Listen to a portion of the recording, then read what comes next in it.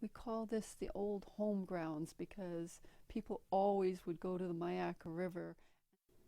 It's special because it's special to the people.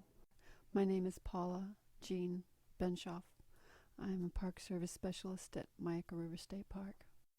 I was born in Tampa, Florida. Both of my parents were born in Florida, and all of my grandparents were born in Florida. I would say that would make me a native Floridian. A lot of people are patriotic for being Americans. I think people from Florida very often are patriotic for being Floridians.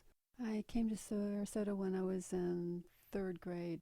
I've lived in Sarasota since the third grade, except for the time that my husband was in the Navy, and then we were out of the state for about 4 years. Of course, we walked to school, we walked everywhere. We spent our weekends walking to the beach, up and down the beach, and then back to the mainland. We would probably walk 8 hours a day. If you grow up in the woods in Florida, you spend your days building forts and playing in the woods and swimming in the river, and you don't think about that as being an environmental interest. You think of that as just normal play. It was a different time back then. Black people weren't allowed in the state park. If they wanted to go picnicking, they had to go across the street in what we called youth campground. They would. If you wanted to go fishing, they could only fish a certain location. You know, everything was very segregated. If I wanted to drink out of a water fountain, I would be very thirsty and not drink out of a water fountain because I couldn't read the sign, which one was the colored sign and which one was the white sign. It was just a part of life. So the first time that I remember coming to Myakka River State Park was with my husband before we were married, and we came and picnicked at the Myakka River back behind the log pavilion. That was also the first time that I saw an alligator in the wild. Which just seems odd for someone that's born and raised in Florida not to see alligators in the wild. But, you know, before they really cracked down on poachers in Florida, you didn't see alligators commonly at all between, say, the 1950s and the late 1970s. I started working at Myakka River State Park in 1980. Prior to that, I had worked at the Division of Forestry, and so was familiar with the park through my job that way. I was a dispatcher, so I was aware when they were burning at Myakka River, the forest rangers would come out and help the park rangers burn. And one of the forest rangers lived right across the street from Myakka River State Park. So he was kind of my intimate contact with the park. In fact, he's the one that suggested that I work here and talked to the park manager and decided, I think it was his influence that got me the job here.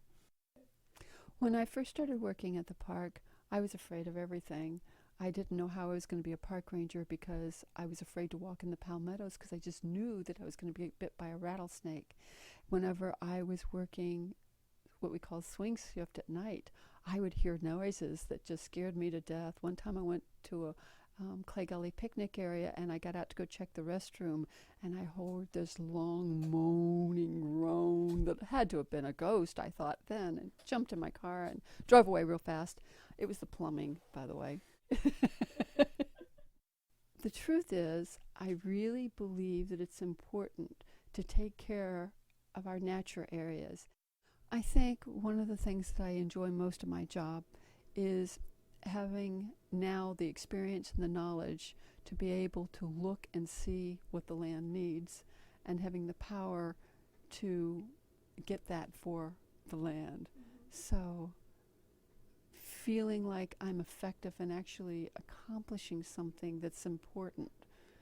Myakka is large enough that it doesn't just protect a little piece of nature so people can see what nature looks like. It has kind of an ecosystem that works.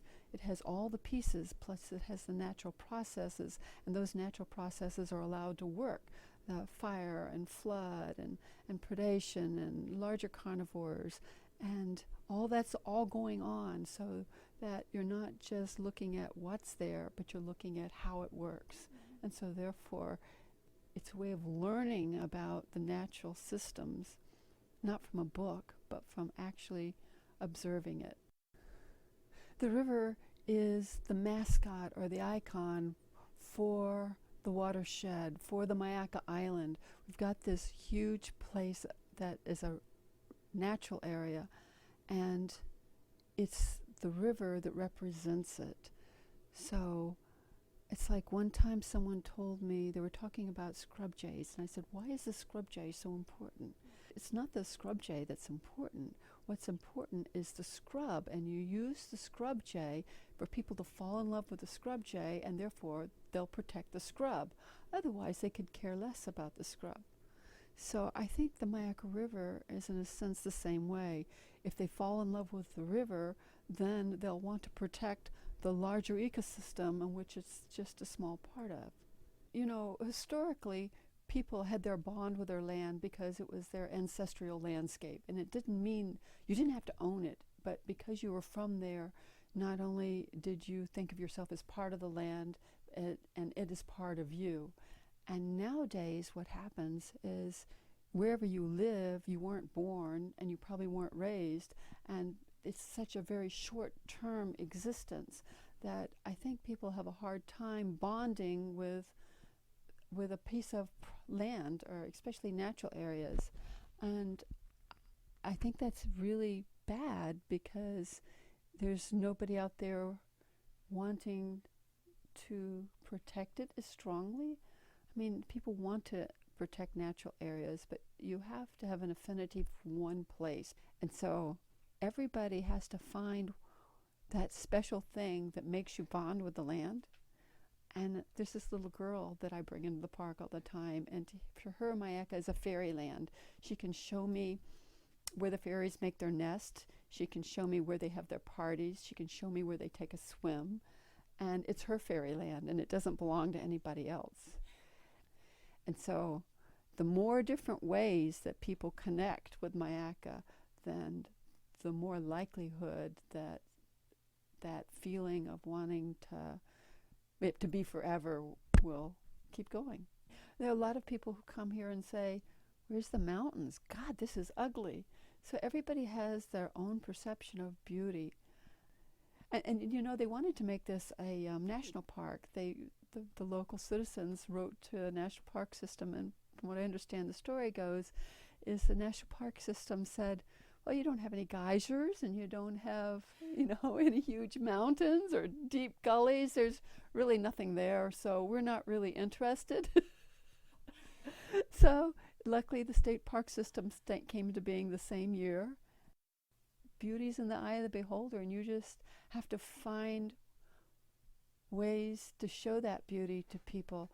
And one time I had a group that I took out on the prairie, and the prairie is really quite desolate at times because it's hot in the summer, you sweat, it's flooded, you don't ever see wildlife because it stays hidden during the day. So it has a special beauty that a lot of people don't see. And so we went and we talked about fire, we talked about wildflowers, and we came back, and this one person said to me, you know, when we went out, the prairie was ugly, and when we got back, it's one of the most beautiful things that I've ever seen. It's like I saw it through your eyes, and all of a sudden, it was a completely different place. So there's a reward in being able to sort of open up the blinders for people to be able to see what's really out there. Yeah. When you go to many state parks, it feels like to me that the state park is a place to go and recreate, something to do today. Whereas I've always felt that for the community that Myakka is more than that. I think that the community really takes possession and feels that it belongs to them. Myakka is the river. Myakka is the prairie. Myakka is the vast tract of wilderness that's left. Myakka is being connected to other pieces and putting it all together in a whole, and a way of keeping something that feels at least like wilderness. That's it.